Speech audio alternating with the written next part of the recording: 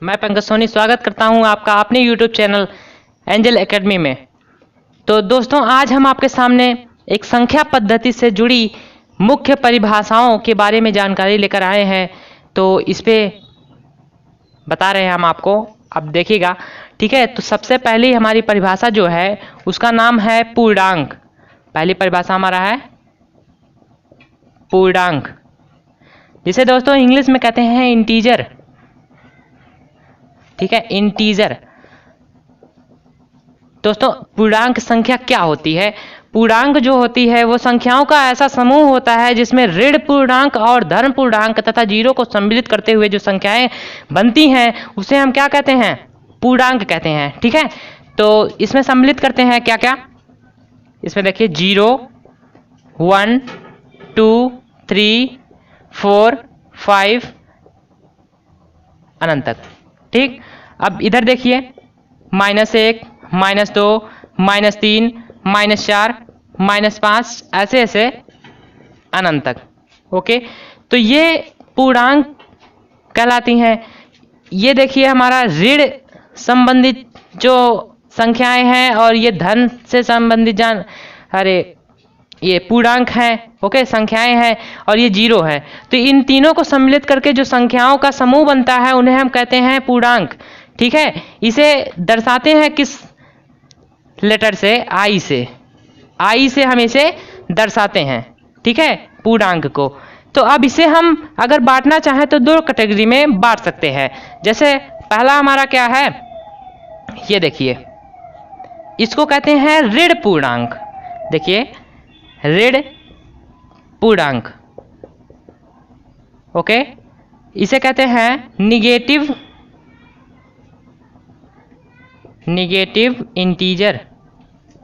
Integer, okay, ठीक। अब ये जो 1 से लेकर अनंत तक गया है उसे क्या कहते हैं? पॉजिटिव इंटीजर,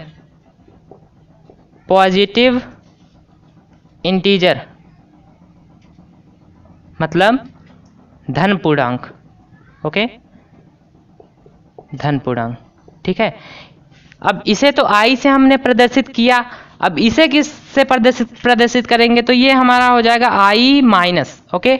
ये आई माइनस से प्रदर्शित होगा और ये आई प्लस से। ये पॉजिटिव इंटीजर है तो इसे आई प्लस से, ये नेगेटिव है तो आई माइनस से, ओके। या इसे हम एक और मतलब दर्शाते हैं इसे एन से। एन फॉर क्या होता है? Natural number. नेचुरल नंबर मतलब जो कि 1 से लेके इन्फिनिटी तक होता है, तो वो भी हमारा क्या हो गया? नेचुरल नंबर, प्राकृतिक संख्याएं, इसे कहते हैं धन पूर्णांक को, ओके, नेचुरल नंबर, ठीक है, नेचुरल नंबर्स। लेकिन अगर इसमें देखिए जीरो छोड़ दिया हमने, अगर जीरो को भी सम्मिलित कर ले इसमें, अगर इसी में ये जो धन पूर्णांक है अगर जीरो भी हम इसमें सम्मिलित कर लें तो ये क्या हो जाएगा? ये हो जाएगा पूर्ण संख्याएं, ठीक है, पूर्ण संख्याएं, जिसे कहते हैं होल नंबर्स, ठीक है। तो ये क्या हो गया? पूर्ण संख्याएं।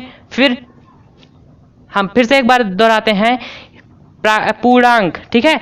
पूर्णांक क्या होता है? जिसमें ऐसा समूह संख्याओं का जिसमें ऋण संख्याएं भी हो और धन भी हो और जीरो भी हो, ठीक है। तो इसे कहते हैं आई से प्रदर्शित करते हैं, आई माइनस से, और इसे आई प्लस से, या इसे एन से प्रदर्शित करते हैं, नेचुरल नंबर्स से, ठीक है। और अगर हम इसमें जीरो भी सम्मिलित कर दें तो ये हो जाएगा होल नंबर्स, ठीक है। अब इसमें कुछ और कैटेगरी डिवाइड है। जैसे मान लीजिए अगर इसमें से कोई संख्याएं दे दिया हमने और कह दिया कि इसमें से क्या ये 2 से विभाजित है, और अगर 2 से विभाजित है तो कहते क्या है, ठीक है। या फिर ऐसे कई प्रकार के जो हैं दिए गए हैं हमारे ये अंकगणित में। जैसे इसमें ये पूर्णांक हो गया, उसके बाद उसे कहते हैं सम संख्या, फिर विषम संख्या, भाज्य संख्या, अभाज्य संख्या। तो क्या होती हैं ये सब? तो आइए उनके बारे में भी जानकारी प्राप्त कर लेते हैं। तो इसके बाद सबसे पहले होगा सम संख्या, ठीक है, जिसे दोस्तों कहते हैं इंग्लिश में इवन नंबर्स, ओके, ठीक है। इवन नंबर या सम संख्या है, इसे क्या कहते हैं, इसे कैसे हम इसके डिफाइन करेंगे, ठीक है। तो इसे हम जो दो से जो संख्याएं, ऐसी संख्याएं जो दो से पूर्णतः क्या हो जाए, विभाजित हो जाएं, ठीक है, पूर्णतः क्या हो जाए, विभाजित हो जाएं। जैसे कोई हम एग्जांपल में ले लेते हैं 48 को अगर हम 2 से डिवाइड करेंगे तो कितना आ जाएगा, ये आ जाएगा 24, कितना आ जाएगा 24, ठीक है। अब और दो चार संख्या ले लेते हैं, जैसे मान लीजिए हमने ले लिया 12, अब इसको 2 से डिवाइड करेंगे तो आ जाएगा 6, ठीक है। तो ऐसे ही संख्या है जिसमें पूर्णतः क्या हो जाए, 2 से विभाजित हो जाए, ठीक है।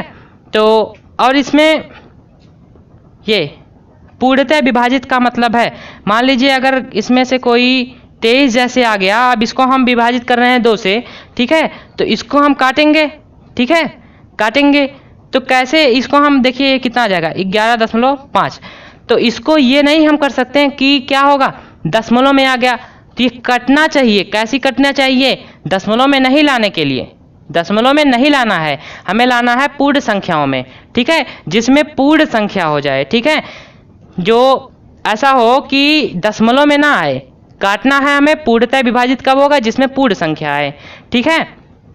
तो ये हो गया।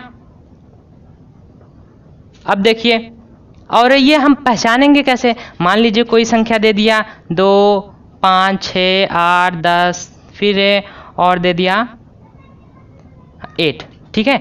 अब इसको इतनी बड़ी संख्या है, अब इसको कहेगा कि आप 2 से विभाजित करिए और बताइए सम संख्या है या विषम संख्या है, 2 से कटेगी या फिर नहीं कटेंगी।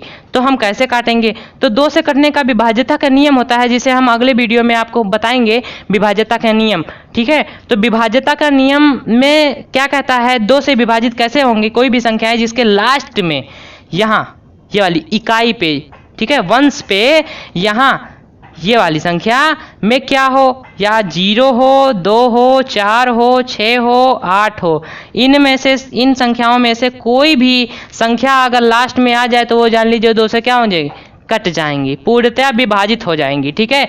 तो इसको हम देखने के 2 से काटेंगे तो हमें कई घंटे लग जाएंगे, घंटे नहीं, थोड़ा देर तो लगेगा ही, ठीक है, लेकिन 2 से काटेंगे तो इसको हम देखेंगे, ठीक है। तो इससे सबसे सटीक तरीका क्या है कि लास्ट में अगर ये लास्ट के जो इकाई है अगर वहाँ पे ये संख्याएं आ गए तो जान लीजिए वो 2 से क्या हो जाएंगी, विभाजित हो जाएंगी, ओके। तो ऐसे हम 2-4 संख्याएं देते हैं, जैसे मान लीजिए 254, ठीक है। अब ये क्या है, लास्ट में 4 है, 4 यहाँ आ गया, 2 से कटेंगी, ठीक है।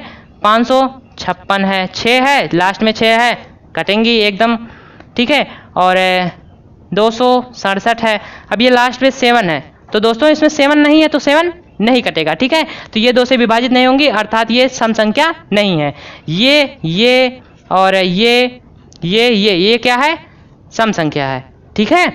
अब जो है देखिए, जैसे इसमें हमने जो दिया आपको, ये पूर्णतः कट गई, ठीक है, कट गई, ये देखिए लास्ट में 8 था, यहाँ भी 8 है, ठीक है। अब जो है यहाँ 2 था, यहाँ भी 2 है, तो ये कट गई, तो ये हमारा क्या है, सम संख्या, ओके। अब आगे बढ़ते हैं, जो विषम संख्या है, ठीक है, विषम संख्या,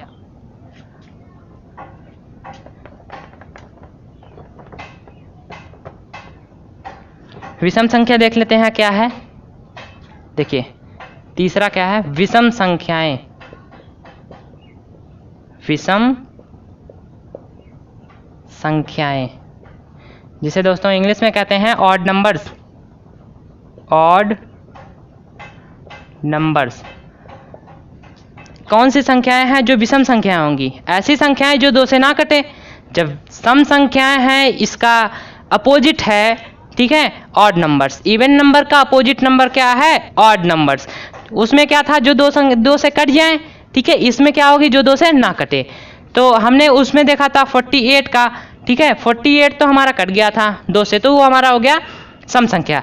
लेकिन अगर यहाँ आ जाएगा 49, ठीक है, 49, तो क्या होगा, लास्ट में 9 है और उसमें से 0, 2, 4, 6, 8 में से 9 नहीं है, तो ये क्या होगा, 2 से नहीं कटेगा। यदि लास्ट में 2 0 2 4 6 8 अगर ना आए तो हम ऐसे ही जान लेंगे कि वो क्या होगी, 2 से नहीं कटेंगी। ठीक है, तो ये हमारा 2 से नहीं कटेगा, तो ये हमारा क्या हो जाएगा, विषम संख्या। सेम उसका अपोजिट है। ठीक है, ऐसी संख्या है जो 2 से ना कटें। ठीक है, तो अब जान लीजिए कोई बड़ी संख्या हो, जैसे ये देखिए, हाँ इतना। अब ये देखिए, ये कटेगा या कटेगा 2 से या नहीं कटेगा। तो लास्ट वाली संख्या देख लो, 3 है। 3 में 0 2 4 6 8 नहीं है, नहीं है ना। तो ये 3 से हमारा, ये 2 से कटेगा या नहीं कटेगा, ऑफ नहीं कटेगा। ऑब्वियसली नहीं कटेगा, क्योंकि ये लास्ट में वो संख्या नहीं है जो हम आपको अभी बताए हैं। ठीक है, तो ये क्या हो जाएगा, हमारा विषम संख्या हो जाएंगी। ठीक है, ये भी और ये भी। ठीक है, अब आगे बढ़ें।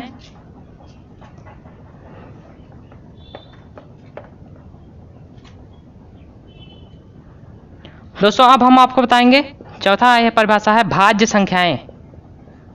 भाज्य संख्याएं जिसे कहते हैं non prime numbers. Non prime numbers. अब कैसी संख्याएं होंगी जो भाज्य होंगी। ठीक है, भाज्य संख्याएं क्या होती हैं, ऐसी संख्याएं जिसमें जो अपने से कटे, मतलब खुद वैसी जो संख्या है वो खुद से कटे, 1 से कटे, उसके अलावा किसी दूसरी संख्या से कटे। ठीक है, परिभाषा के आधार पर नहीं समझ में आया होगा तो हम एक एग्जाम्पल लेके बता रहे हैं। ठीक है, एग्जाम्पल में, ठीक है, जैसे मान लीजिए क्या है, 43 है। ठीक है, या फिर दूसरी कोई संख्या लेते हैं, 24 है। ठीक है, अब 24 में हमने क्या कहा, जो खुद से कटे। 24 स्वयं से कटेगा या नहीं कटेगा, कटेगा। 24 से कन्नम 24 आ जाएगा ना, तो 24 जो है खुद से कट जाएगा। 1 से कटेगा कि नहीं, देखो 1 से कटेगा, बिल्कुल कटेगा 24। तो अपने को और 1 को छोड़कर किसी दूसरी संख्या से कटे। ठीक है, ये तो हो गया, ये खुद से कटे, मतलब 1 से कटे और खुद से, इसको छोड़कर। ठीक है, छोड़कर, ये तो खुद ही से कटेगा एकदम। कोई भी ऐसी संख्याएं हैं जो 1 से ना कटे और 24 से खुद से ना कटे। ठीक है, तो ऐसी कोई संख्या नहीं होंगी। ठीक है, तो अब इनको छोड़कर जो भी संख्याएं हैं, ठीक है, अगर किसी दूसरी संख्या से कट रही हैं तो हमारे भाज्य संख्या हो जाएंगी। ठीक है, मान लीजिए देखिए, इसको हम काट सकते हैं, 2 से भी काट सकते हैं। ठीक है, और 4 से भी काट सकते हैं, 6 से भी काट सकते हैं, और जो है कई संख्याएं हैं जिसे काट सकते हैं।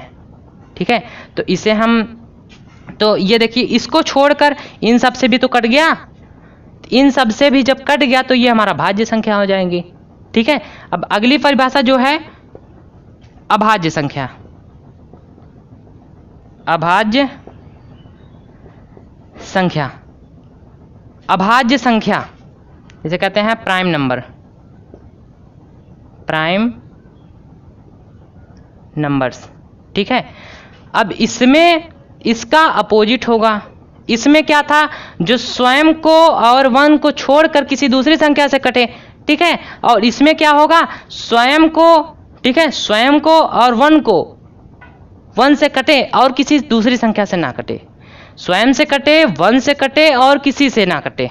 ठीक है, जैसे 3 होता है, 3 किससे कटता है, ये खुद से तो कट जाएगा। हमने कहा था कोई भी ऐसी संख्या है जो खुद से भी कटेंगी और 1 से भी कटेंगी, हर एक संख्या होती है। तो ये देखिए, 3 से काटेंगे, 3 एकन्नम 3 होता है, और 1 से काटेंगे तो 1 तिहाई 3 होता है। तो ये 1 से भी कटेगा, 3 से भी कटेगा। लेकिन कोई और संख्या आप ऐसा बता सकते हैं जिससे कटेगा, हैं? 2 से काट सकते हैं।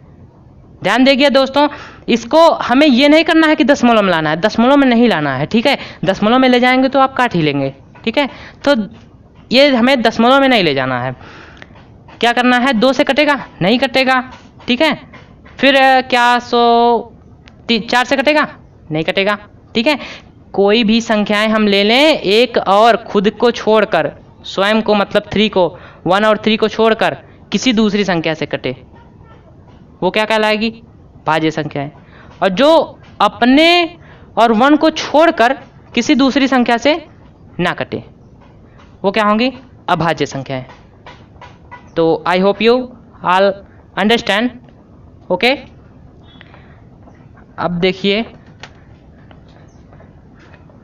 अब अगली हेडिंग होगी हमारी सह अभाज्य संख्या। ठीक है, 6वां क्या है? सह अभाज्य संख्याएं। सह अभाज्य संख्याएं को इंग्लिश में कहते हैं को प्राइम नंबर। को प्राइम नंबर्स। देखिए, सह अभाज्य संख्याएं किसे कहते हैं?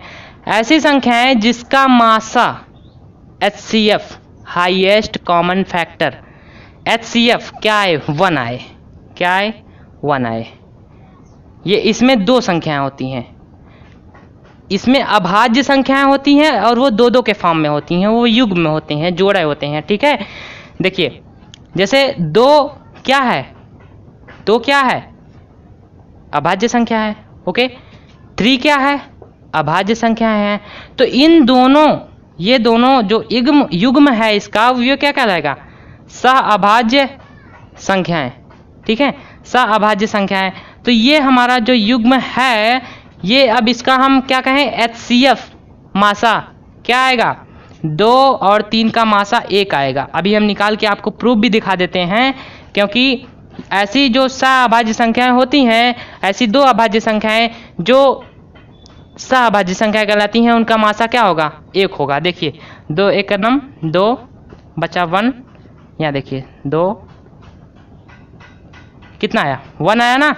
हमारा यहाँ मासा कितना आया? मासा बराबर 1 आया। मासा क्या आया? 1 आया। तो यही क्या है? सह अभाज्य संख्या है। ये जो 2 और 3 ये जो जोड़े हैं दोनों, ये क्या है? सह अभाज्य संख्या है। ठीक है, तो ऐसे ही कई और जोड़े होते हैं। हर एक अभाज्य संख्या है जो 2 के फॉर्म में होती हैं। ठीक है, जो 2 युग्म के फॉर्म में होती हैं। ठीक है, उसे क्या कहते हैं? सह अभाज्य संख्या है, जिसका मासा कितना होता है? 1 होता है। ठीक है, अब जो है हम आपको बताएंगे, ये हो गया 7वां, परिमेय संख्याएं। परिमेय संख्याएं, परिमेय संख्याएं मतलब रैशनल नंबर। Rational numbers. दोस्तों, परिमेय संख्या क्या होती हैं? परिमेय संख्या ऐसी संख्याएं होती हैं जो क्या हो? P/Q के रूप में व्यक्त किया जा सके। किसी भी ऐसी संख्या को जिसे हमें P/Q के रूप में हम व्यक्त कर सकते हैं, उसे हम क्या कहेंगे? परिमेय संख्या कहलाएंगे, जिसे हम P/Q के रूप में व्यक्त कर सकें। जहां पर Q नॉट इक्वल 0, इसका अर्थ क्या हुआ? जहां पे Q जो है 0 हमारा नहीं होना चाहिए, 0 नहीं होना चाहिए। ये हर डिनोमिनेटर, ठीक है, 0 नहीं होना चाहिए। अब जैसे हमें कोई एग्जाम्पल में लेते हैं, एग्जाम्पल में जैसे ले लीजिए 2/3।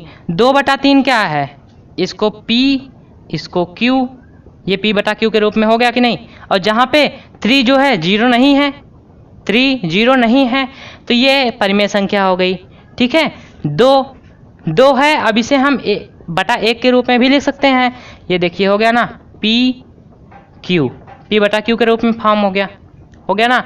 बहुत आसान है दोस्तों, परिमेय संख्या है। ठीक है, ये परिमेय संख्या हो गई जो Q इक्वल नॉट इक्वल 0 होना चाहिए। ठीक है, P/Q के रूप में जो व्यक्त हो सके, वो क्या हो जाएंगी? परिमेय संख्याएं, रैशनल नंबर।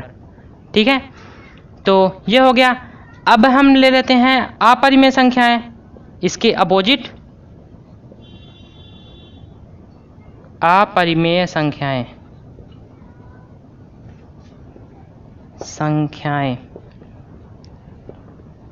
जिसे कहते हैं दोस्तों इरेशनल नंबर। Irrational numbers. ठीक है दोस्तों, इरेशनल नंबर क्या होती है? जो इसका विपरीत होगा, जिसे हम P/Q के रूप में नहीं व्यक्त कर सकते। P/Q के रूप में नहीं व्यक्त कर सकते, p/q के रूप में व्यक्त नहीं कर सकते। ठीक है, जैसे कौन कौन सी संख्याएं हैं, ये देखिए क्या है, √2, इसको हम व्यक्त नहीं कर सकते। √3, इसे भी नहीं व्यक्त कर सकते। ठीक है, और जो है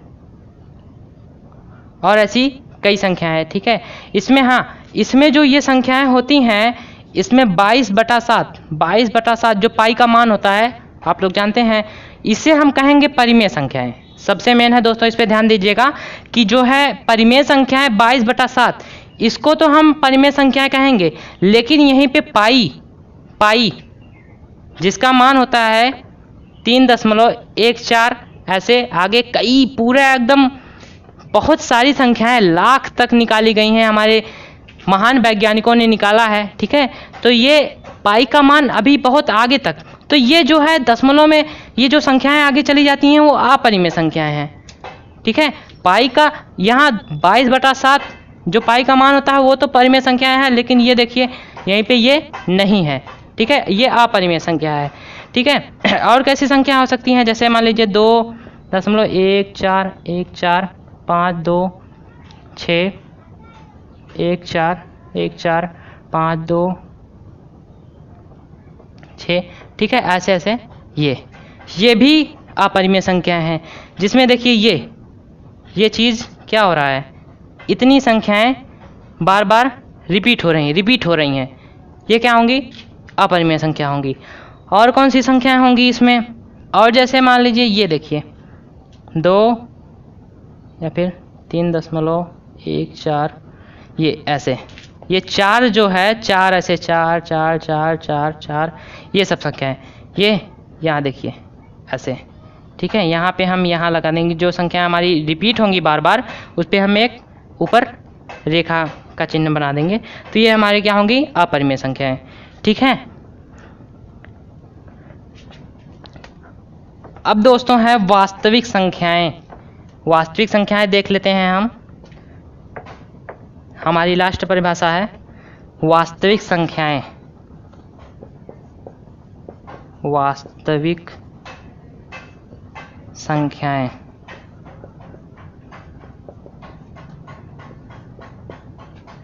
इसे कहते हैं वर्चुअल नंबर या रियल नंबर। ठीक है, ये हो गया। अब वास्तविक संख्याएं क्या होती हैं, जिसमें दोस्तों परिमेय संख्याएं भी होती हैं। ठीक है, अपरिमेय संख्याएं भी होती हैं। मतलब जितने भी संख्याएं हैं, हर एक संख्याएं, पूर्णांक हो, सम संख्या हो, विषम संख्या हो, भाज्य संख्या हो, अभाज्य संख्या हो, परिमेय संख्या हो, अपरिमेय संख्या हो, सभी क्या कहलाएंगी, वास्तविक संख्याएं। ठीक है, मतलब ऐसा एक थैला हम बना लें जिसमें सभी संख्याएं हो, √2, √3, पाई 22/7 और जो है 3, -4, 5, 6, -8, 2, 3,